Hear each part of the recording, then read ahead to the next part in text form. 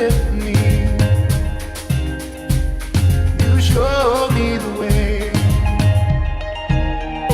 Every voice in harmony. Together we pray. Try to rise above reason and hold on to your name. Finding love in the seasons without loving in vain. With one heart and one soul, with one desire, one goal, with one voice, one song, with one solution.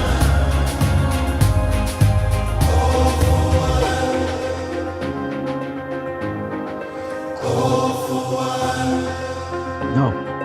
No.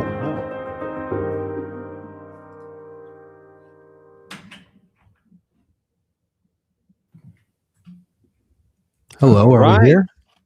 Yes, we are here. Okay. Hello, everybody. Chris is, I don't know if it's nighttime in Iceland, but he's underneath the northern lights with some friends, jumping in the frigid water and bathing under the iridescent, bathing underneath the northern lights in Iceland. So, Chris, if you're listening, we hope you're all enjoying out there. And we're waiting for your return next week. Welcome to all of our friends who know us and have joined us, and welcome to all of our new friends who are constantly surprising us here from around the world.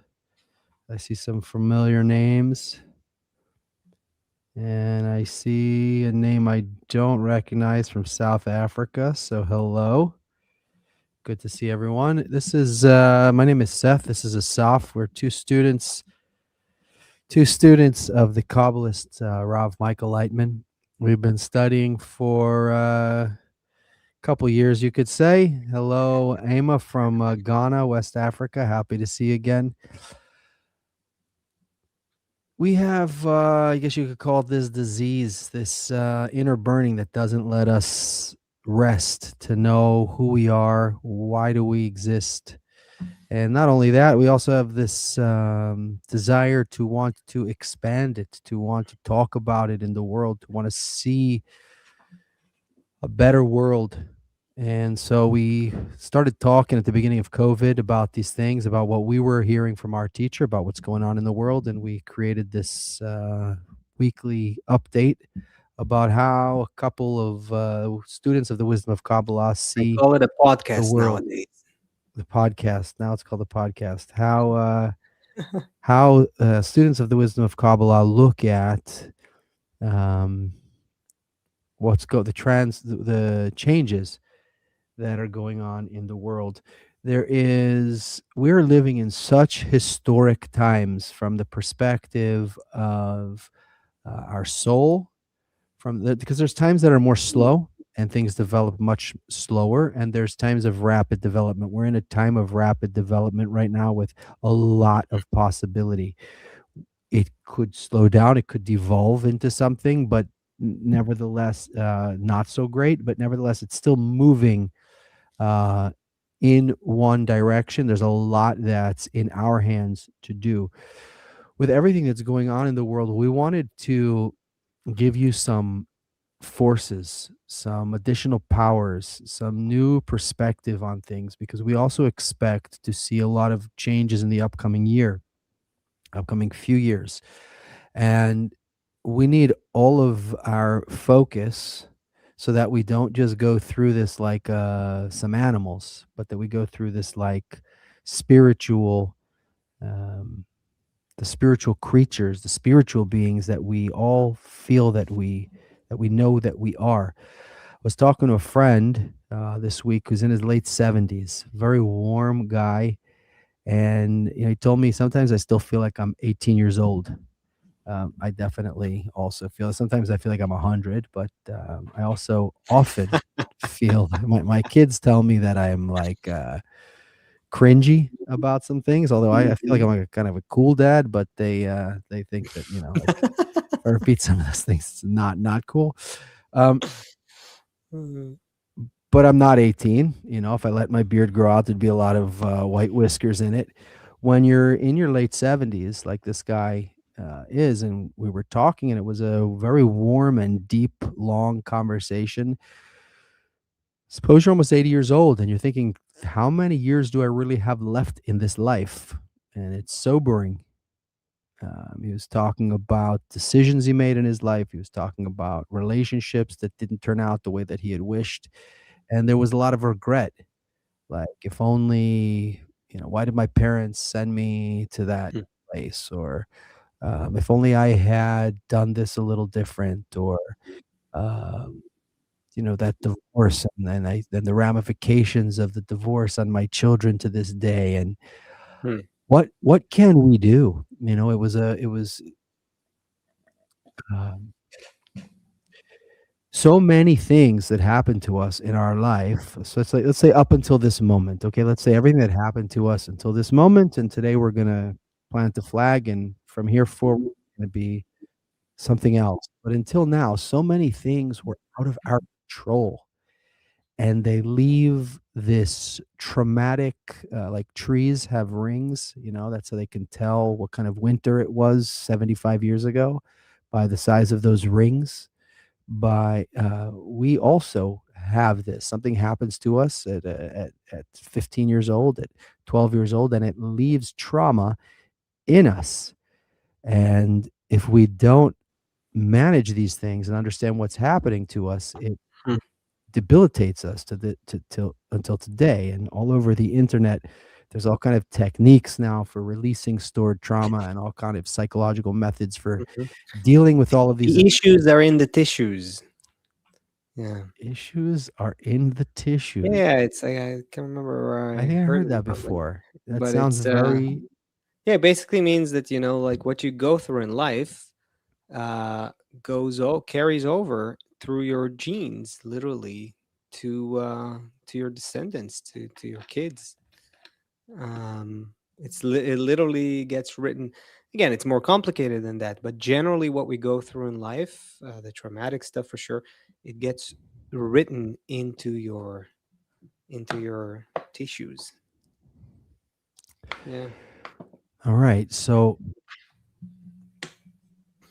it's not that difficult for us, once you're studying the wisdom of Kabbalah for almost 2 decades or 2 decades, it's not that difficult for us to sit down with someone who has a genuine curiosity and to detail, at least in broad strokes, the structure of reality, even from before the Big Bang. Dare we say it's a system?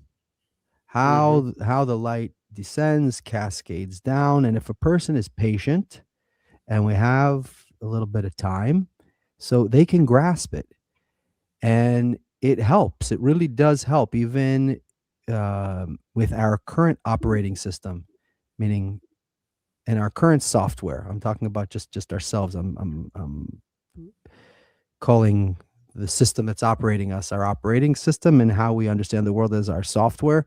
So even with our current operating system and software, we can begin to understand what is this system. Kind of how does it, and generally what happened here, and what forces are motivating me, and what forces are activating the people around me, and the way that the world events are unfolding.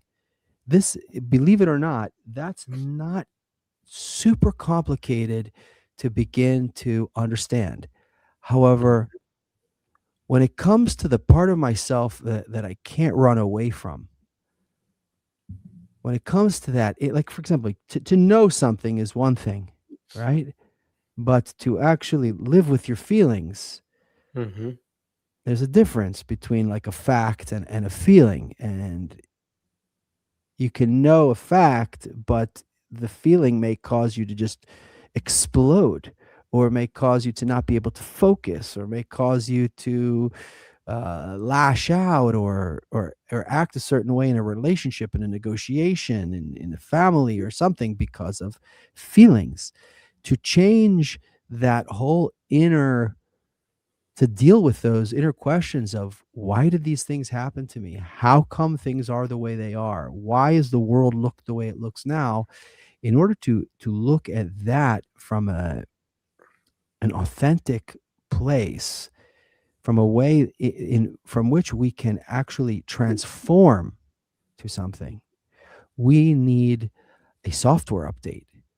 We can't just take more facts and put them into your head or into anyone's head. That's not going to, we'll understand some things, and we might be able to manipulate people or make more money or understand this. Like, there's all over the internet, right? You can learn from FBI negotiators, and you can learn about psychological techniques, and you can learn about Mhm. how to do this. You can learn all this kind of stuff. But look at the world. Look at all the relationships. In order to have a transformation towards something epic, something wonderful, we need a software update. We need to we need to install a new update and understand what has happened to me through the correct lens. How did I end up in the situation that I am now? Who am I, and why did these things happen uh, in the way they did? And if we can do that, then we're on track to putting on a whole new set of glasses, swapping out an old heart for a new heart, and beginning to embark on a very exciting journey with the other pioneers, with the other spiritual pioneers, and hopefully quickly creating the foundation for a whole loving new world to blossom.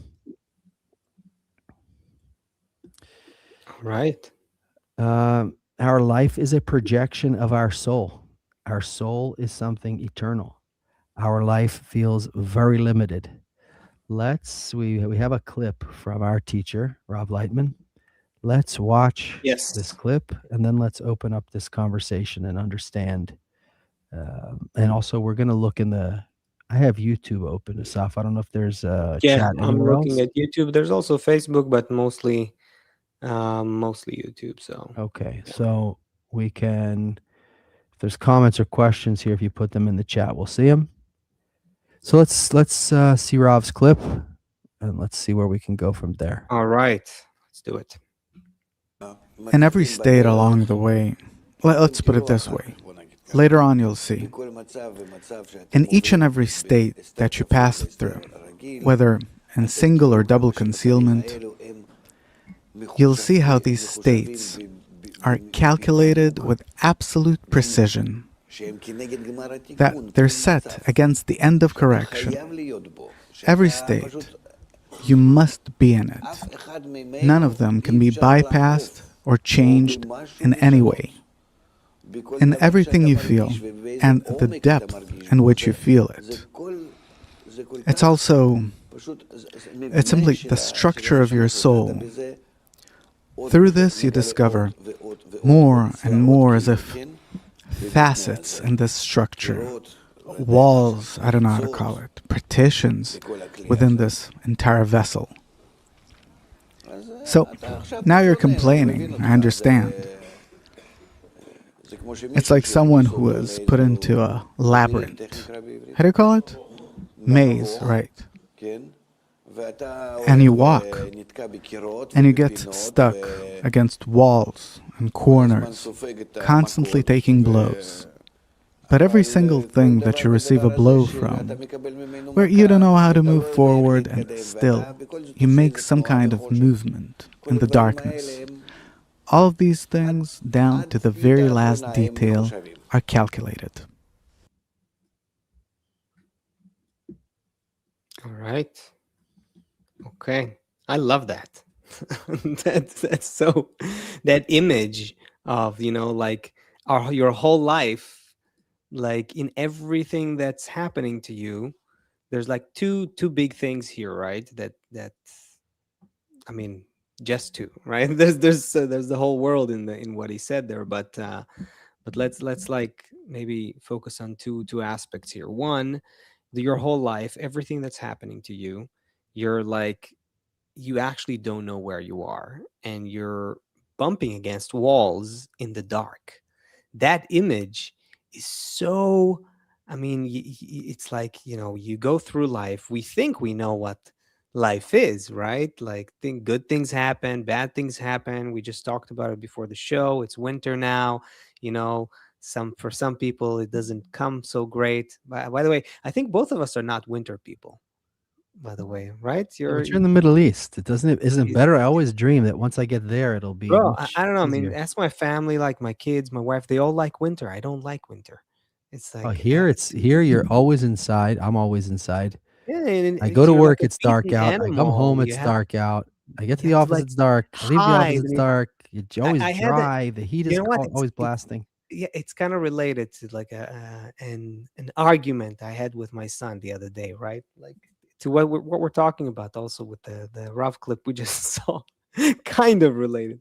I mean, I have a thing like where like I like summer, but it's like I like summer conceptually, like ideologically. I like summer.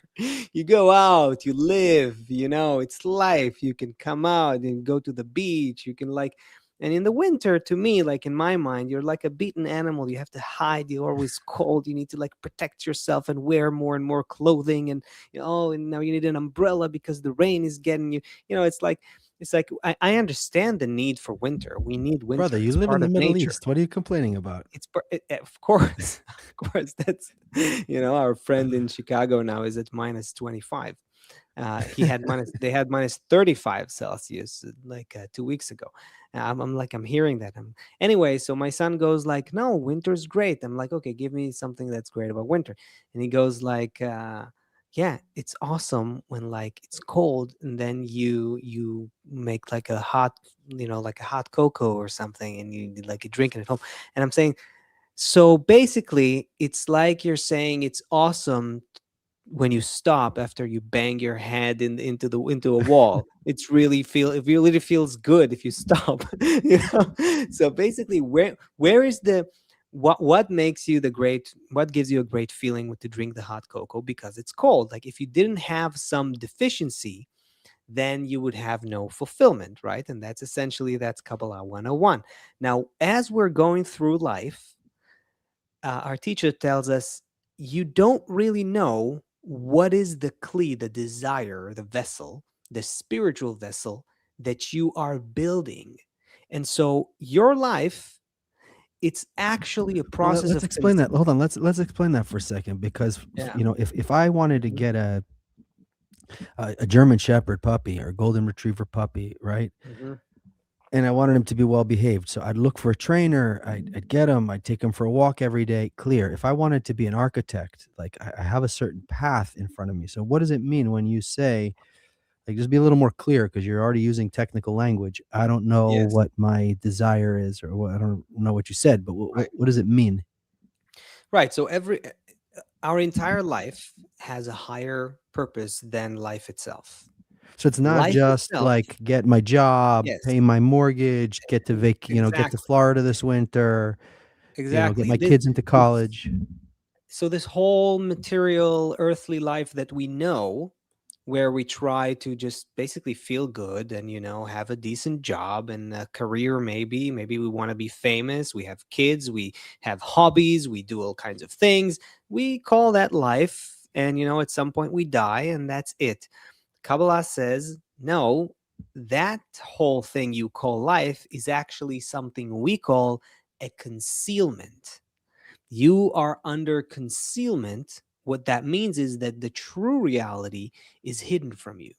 Now, this concealment, this material, earthly, physical life, is actually like a maze that you're in the dark.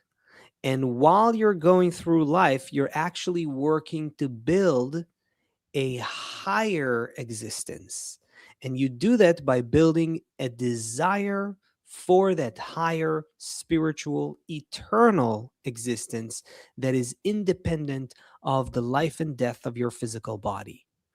And the life and death of the physical body is just how it feels to you, like it's a life and death of a physical body. You're actually building, creating, forming through those circumstances of life and situations in life and all the feelings you feel and everything that's happening to you. It's all exactly calculated, perfectly orchestrated to take you through a process that will allow you to build a new desire that's higher than this world. And that's called forming a spiritual vessel, a kli, a vessel. That's in Kabbalah language. Essentially, it means a receptacle, a feeling, a desire that can feel the eternal, that can feel the quality that is behind our material world, a quality of boundless connection and eternal light. We call it in Kabbalah, right? An upper It's light. not So easy. It's yeah, it's not easy to accept sure. that everything that happened to me happened by design. Yeah, I see that Julie says, so we're living in a prepared script for each of us to experience. That implies there's no free will. Right. It also, Mm, yeah, exactly. That if So, that's the case, so that means what are we not doing really anything in life? If we are and doing something, it's all like a script. So where's our free choice? What's the point in all of this? We'll get there. We'll get okay, there. so free choice is one problem, Uh-huh. but also, okay, fine. So you want to take away my free choice and just guide me through this thing, but why? The second question is, why you have to make it so painful and messy? Mm. Mm-hmm. What's Yeah. that all about? Yeah, that's a good one. And forget just my personal life. If you already want to like magnify and amplify this question, then look at the whole world. Look at thousands of years of human development and human history and all the suffering that went into that. And all of that is for us to just build a desire for something beyond this life completely. So that's really hard to accept, to understand, to agree with. It's mostly hard to agree with. Pat, But North yeah. Coast Patty has a question here, which maybe could help us direct. North Coast Patty, I obviously you're on the North Coast. Where are you? I don't think we know you yet. So Patty's saying, Mhm. is this script that we have to go through now helping us correct what we did in a prior life? Now, Patty, Yeah. this may be some kind Mhm. of Eastern way to look at it, from some kind of method, like where I'm getting something today because of something that I did wrong in the past. But here's what we talked about: the software upgrade. The software upgrade is my soul is developing, let's say, through 1,000 generations. Let's use like real easy language, like we're Kabbalah kindergarten. Let's say my soul is going to go through 1,000 bodies until it gets to a point where that whole life that I live is a eternal godly life. Let's say some kind of divine asaf. It's hard for me to look at myself. Can I look at you again? Thank you. Can't focus when I'm looking at myself. So let's switch that around through it, not through like an Eastern lens, like I'm now, I screwed up now, and so I have my karma to pay off the mistake I made in the past. Instead, let's say where everything is like, first, if you're inside of the house and you want to get out into the open world, let's say you're like in the back room and you want to get out into the world, you Mhm. can't just exit into the world in one step. You have to go through the third room, through the second room, through the first room, and then you can get outside the house. So from where we start to get to where we're going, each lifetime, let's say, each incarnation, North Coast Patty, to kind of use your language here, um, is it's cumulative. We're Mhm. developing. First, we learned to speak, and then we wrote poetry, right? It's like one thing has to happen, and you think of all the clumsiness of learning to talk, and then you think of the heartbreak you need to go through in order to write a poem, a beautiful poem. So you have this, and if we go through it in the way that we want to talk to you about learning to go through these things, then each stage is cumulative, and it's directed, and it's purposeful. Mm-hmm. Yeah, no, I think you've pretty much gave the answer there. I would keep, just to go even deeper, the the fascinating thing I find with how Kabbalah sort of gives you this, how do you call it, like a software upgrade? Yeah, Yeah. it's puts everything that's happening to you into a greater, deeper context. Because now, if you're thinking about your life as just what I see is what I get, what I see is what is there, the boss is my boss, my wife is my wife, the good things in life are the good things in life, and the bad things are the bad things, and that's it. Then you're living on a plateau, and basically you're just trying to make the best out of it. That's okay. That's how most people live.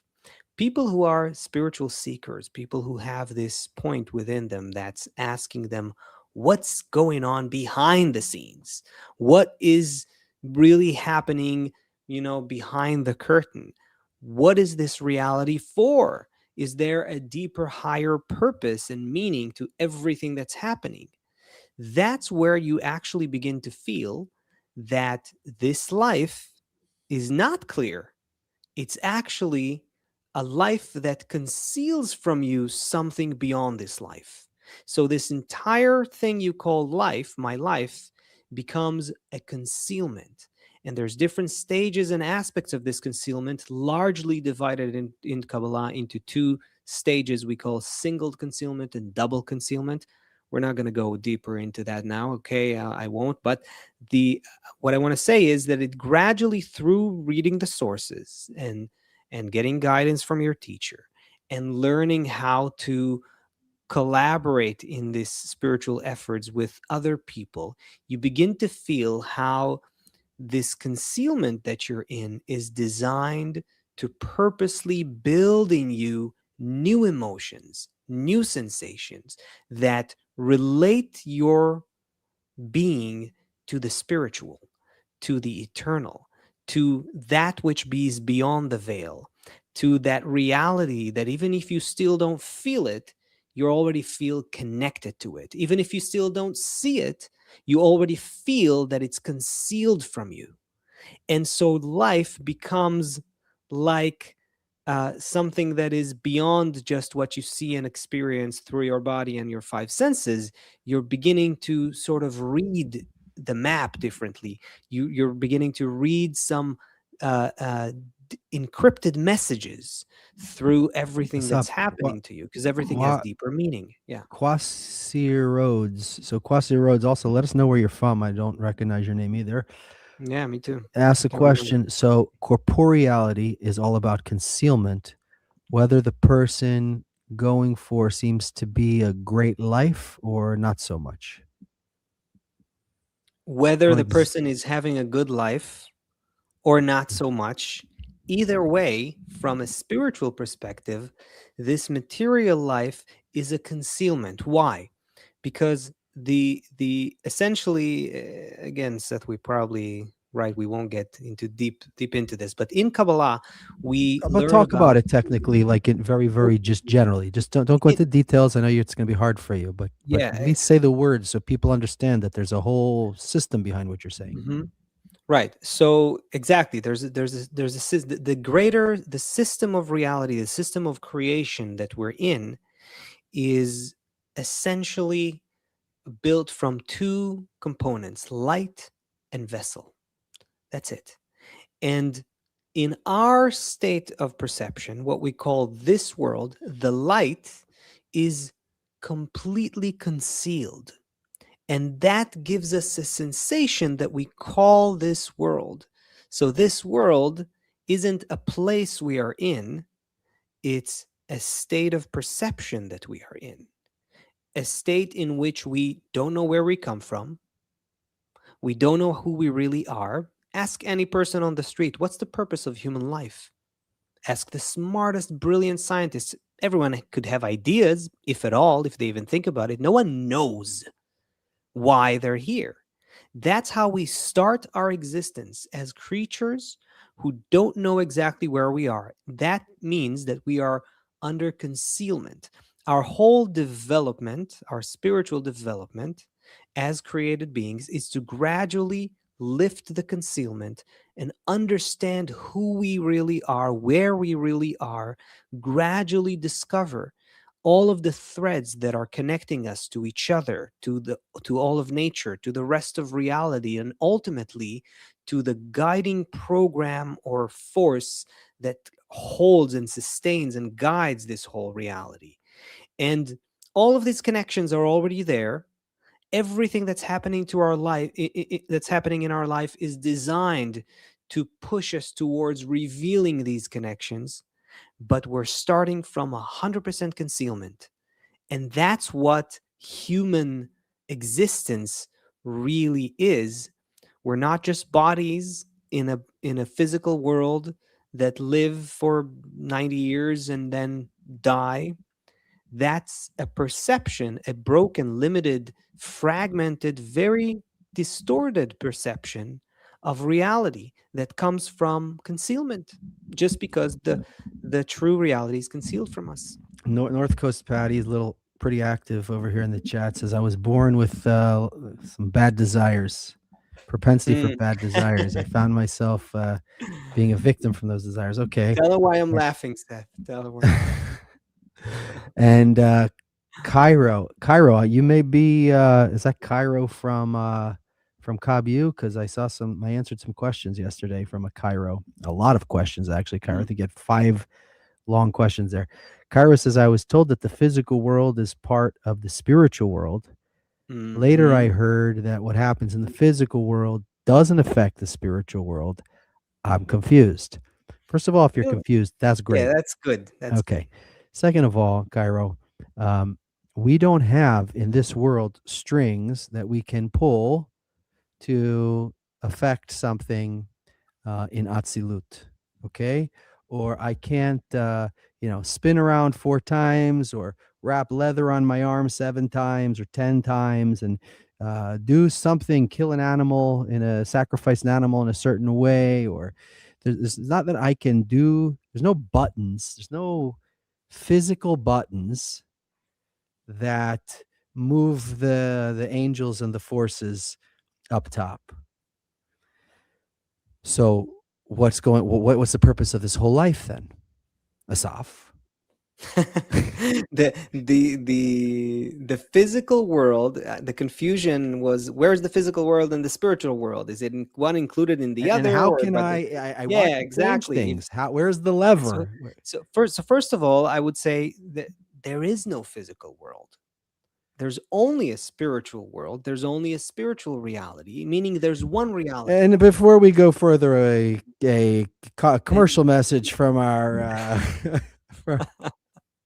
there is no physical world. However, please continue taking care of your family and going to your work and brushing your teeth as if the physical world still exists. Because don't try to go through walls. That's not going to work. If you're sick, go to your doctor. When you say there is no physical world, what let's be clear, because people might believe you and ruin their life. What we think of as a physical world, feel as a physical world. Where do we feel the physical world?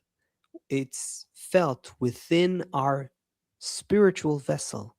When our spiritual vessel is not corrected, it has no direct contact with the light, and so it feels the light through a concealment.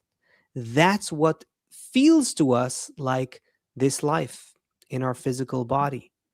But it's not like there is a life in the physical body and then we need to, somehow the soul comes into the body or out of the body. That's just, fairy tales that we think of when we think of souls and reincarnations and things like that. It's a very a dream is a good way to think about it. When you're living it right? Yes, exactly. A But when dream you're is a much better when you're metaphor. living in it, right, right. So Cairo, and also, and we need to get back to we need to give a little relief to our friend North Coast Patty here in a minute about her Oh yeah. bad So desires. But hold on, let's wrap up with this part Cairo's here. question.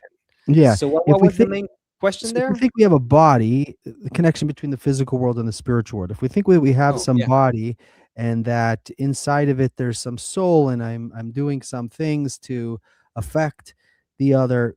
Uh, this it's going to always the connection is always going to be very elusive if we understand that the Kabbalists call this world like a dream, and in a Yeah. dream you can sweat, your heart can beat, you can make a face from, like, as if you like someone can actually talk to you while you're awake. Someone could talk to you about sucking on a lemon, and you'll feel the sour, right? We can have the whole experience, but when you wake up from a dream, oh my God, I thought that really, I thought I was falling out of the boat, or I Mhm. thought that was really happening. That's how the Kabbalists describe the situation we're in now. Yeah. So And so it's better to think of, instead of thinking about body and physical and then spiritual somehow interacting with that, better to think of yourself as a soul that is now asleep. And that's how sleeping feels beautiful, like. beautiful. Okay, so that's essentially, I'm just paraphrasing the sages, that's a better way to look at it. And then you'll understand, of course, when you sleep, whatever you do, as you can fight really hard, you can do hard, move things around in your dream, you're not moving anything in the physical world, are you? So then When you what's the wake up, purpose of this it was life, just a dream. and So all Patty's but desires that she was but a dream can still build insights and feelings in you, right? You can wake up. What do you actually do when, like, again, from the simple, neurological perspective? When you go to sleep, you're resetting, reformatting, and rearranging, like, data in your brain, right? So in a similar way, this entire life is for you to rearrange data in your vessel, in your spiritual vessel.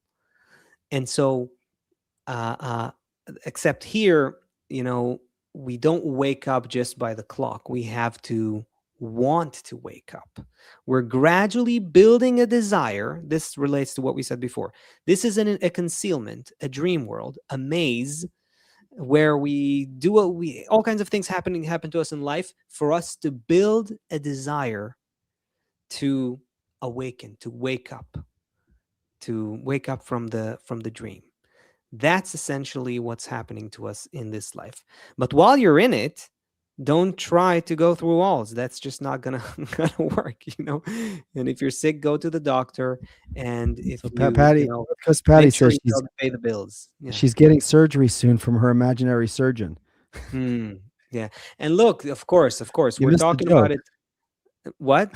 You missed the No, joke. no. Okay. I thought getting I don't know if it's a joke. Maybe she means. Maybe she No, I think does. she's She's actually getting surgery, getting a but surgery. because we said reality is But yeah. So this is what I'm saying. Yeah, things happen to us in this life, just like things happen to us in our dreams. That could be very tragic. That could be difficult. That could be challenging. Kabbalah doesn't erase that and tells you, it doesn't exist. No, Kabbalists recognize, the pains and torments you might go through and challenges in this life, but they don't sugarcoat it also, but they tell you that you should look for how to relate everything that's happening to you to the world that is trying to wake you up into it, to, as if the force of development that's pushing you to wake up. And then even the toughest thing in life can have a spiritual context. let's think of it Yeah. like this. Mhm. Okay, we need to build, you said something beautiful about the dream, that what the purpose inside that dream is, that I can go through emotional transformations and discernments, right? Right. So let's say that you knew that, and they even have movies like this. I can't remember it. I can't remember which one, but I know there's several movies. Maybe you remember, where you keep coming Where it's back. a dream and a dream and a dream. That's Inception, right? That's Inception. Yeah. But I'm talking Good about the movie. one where you keep coming back until you fix the thing. So like you go 5 moves and then you get hit by the train and then you come back and then you go Oh, yeah, 16 yeah. There's a moves couple until. of them. There's a couple of Okay. those So movies. if Yeah. you The loop, if where you you have to like get yeah. if you know that you're eternal, let's say like this. Let's set a scene here. You know your soul is eternal and you know you're headed towards this sublime goal, and so you're just going to keep incarnating until you get there. And you can take all the time you want. You probably take a detour for a couple hundred lives and indulge yourself in things, and then you get bored of everything that the world has to offer and you want to get to that goal, and you keep moving ahead. Okay, if there's no such thing as death, let's say, so then there's no motivation to really try and do anything. So why do I need death? Why do I need pain? What? So if we can think of ourselves that my life, Patty, or anybody here, if we can start to imagine, that's why we need a software update. I'm not just this body. I've been alive, let's say, for 100, 500 generations, and maybe it's only going to take a few more until we get where we want to go. And it's that same soul that changes, like I changed my shirt in the morning. It changes bodies every 80 years, every 100 years. Okay. And it's going through this process to get somewhere.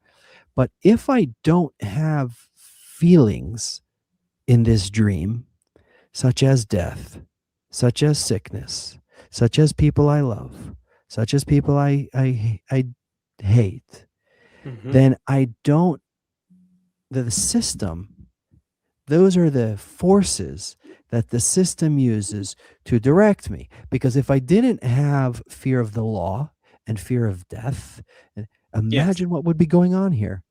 Everybody would just be taking whatever there would can. be no learning, no effort to learn, to try, to advance, to to go somewhere, to move somewhere, to grow somewhere. Yeah. Also think about it from your, let's think about it from the creator's perspective, let's say. This is, by the way, something we do in Kabbalah frequently, which is very, well,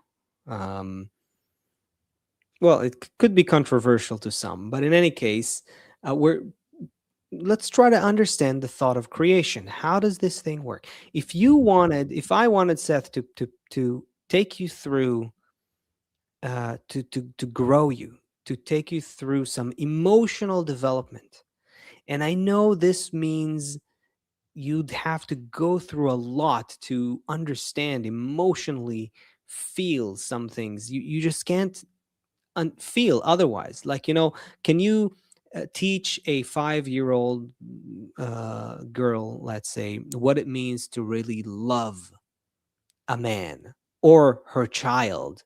She's 5 years old. She doesn't have the emotional maturity, the emotional vessels to understand love on any one of those levels.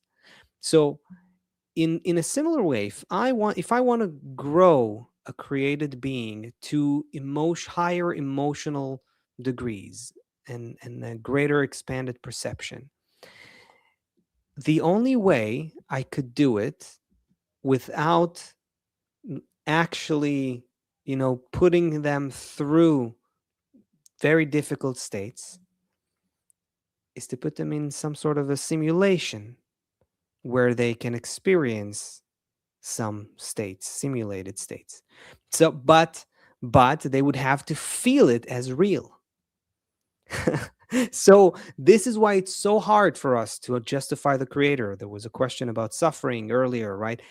It is not hard, it's impossible. It's impossible for us to justify the thought of creation while we are still little kids. Just like children can never justify their parents until they become parents. So we're in this situation where we're in a simulation, a dream world. It's not the true eternal reality. it is just a concealment that is like a school for us to learn, to grow, to develop our senses. But we have to feel it as real, because otherwise we won't learn anything. And so that's what you could call the sorrow of divinity, the sorrow of the creator, let's say. That the you can only somewhat somehow relate to it. It can resonate with you, I think, if you have kids, and sometimes you they have to go through something to learn something, and they have to go through this on their own, and there's no other way for them to grow and Like develop. your There's just kid no does other way. something at the dinner table, and you and your spouse are trying to hold in your laughter while you're reprimanding the kid, because inside you're so Right. proud that they're growing, and you're so Yeah. proud that they're Mhm. um that they're expressing themselves. At the same time, Yeah. you have to punish Mm, them, or discipline them. You have to discipline, show them boundaries, show them how to behave. Otherwise, they won't grow. Otherwise, they won't develop. Otherwise, they won't become adult human beings, right? And so, this doesn't happen to us for no reason. What we do with our children is a replica. It's a branch of a spiritual root of how the Creator relates to creation. We can learn a lot from this dynamic of the family unit, and especially parents and children. We can learn a lot from that about the dynamic between us and our upper degree. And what you learn in Kabbalah is gradually how to see life as what we call, sorry for the technicalities, the achap of the upper degree. I know that's weird Hebrew with Actually, we can do a whole. It would but be yeah, but the whole the whole episode. yeah, But yeah, it's a it would whole be very good to talk about the spiritual ladder, and how the lower part of the upper one hangs into the upper part of the lower. Like, we could exactly. I mean, so actually so open that so up. in essentially, to try to explain what we just said in Kabbalistic gibberish, is um, the teacher, your spiritual teacher, the next degree of your development, is teaching you in a concealed fashion so that you can develop volitionally, independently. And that's what your life really is.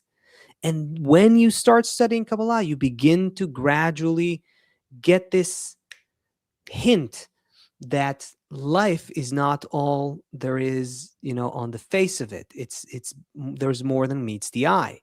And the what you're going through in life, the good things, the bad things, the ugly things, there's a teaching behind them.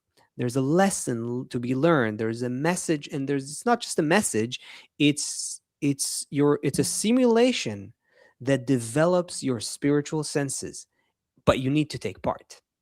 You need to take part while you're in this concealed simulation. That's what Kabbalah is all about. Learning Let's how to do take part. let's Yeah. do one more question, Yeah. and that'll be all we have time for today. So, Right.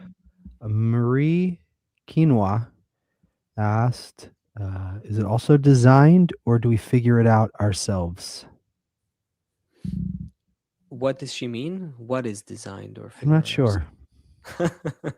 But maybe we can talk about, like, where this can kind of prompt us to talk a little bit about where free choice is. Free choice is actually, oh man, I'm going into a whole too long of an explanation. I can feel it. I'll try to try to condense it. Look, free choice is a huge topic. It's a huge topic. We think we know something about it. The truth is, we know nothing about it. Because if you really, if you really think about from the day you were born until today, if have you ever done something that's really free? Really free, meaning what? Meaning that it doesn't come from your childhood, your upbringing, your upbringing, your education, what you've learned, the society you're in, their culture, your genes. You didn't choose your name, you didn't choose your parents, you didn't choose where to be born, you didn't choose your body structure, you didn't choose so much, and yet we feel so much like free individuals. Freedom of the individual, right? That's such a big thing in Western societies. We people can go to war for that. And free choice is actually on a different level. It's on a spiritual level, it's the derivative of your life and not life itself. It's acceleration, not speed. It's what you can add spiritually on top of everything that appears to you corporeally, let's say. We're not going to solve it now in a few sentences, but let's just, hint at it, that not it's free choice is the place, is this area. I wanted to relate to the question, is this area where it's not predetermined. That's the space, the latitude of the created being to add on top of being in a completely predetermined reality. It's our relation to reality. It's our attitude to the concealment that we are in and the forces that are shaping us and developing us. It's not the state itself. It's your attitude to that state that exists. So there's more to get into, but let's imagine, whether we have children, we don't have children, whether we're younger, whether we're older, that somehow everything that happened to me in my life was by design. And not only that, it doesn't feel like that or seem like that to me, but somehow, if I can, and from the end of this whole movie, when we do see it, we'll look back and we'll say, wow, what a dream that was. I understand why all of those things happened. I wouldn't change any detail, because I understand it all got me here, and I understand why it happened, and I have love for everybody along the way. And this is where we will end up. We'll all be there together. It's not something that we can just fit inside our current brain. It requires an inner transformation. That inner transformation also requires, it's not something that can be done on our own, because the future system, the holistic system, the integral system, is made up of all of us. So there has to be some kind of connection between us in order for us to have the correct brain and the correct heart to actually understand and feel these things. But that's how we're heading. We'll continue this conversation next week. Asaf, I am the luckiest guy in the world that I have a friend like you, and that we get to talk about these things. We're really happy to see so many new names and new faces. Also, we've seen a lot of Africa, a couple countries in Africa recently. That's wonderful. We see Europe, I see Kenya. I saw a bunch. Yeah, so really happy to see everybody here. We're reading all your comments. If there's things you'd like to hear us talk about. Somebody asked us off how to spell. I can't. I'm on a computer at the office. I don't have a Hebrew keyboard here. Somebody asked how to spell a chap of the Elyon in Hebrew. So you can put that there. But maybe we'll do. Maybe it's worthwhile to talk about the whole spiritual ladder one day, and we'll get to that. Until next time, we'll be back next Thursday, 2 p.m. Eastern. Big hug to everybody.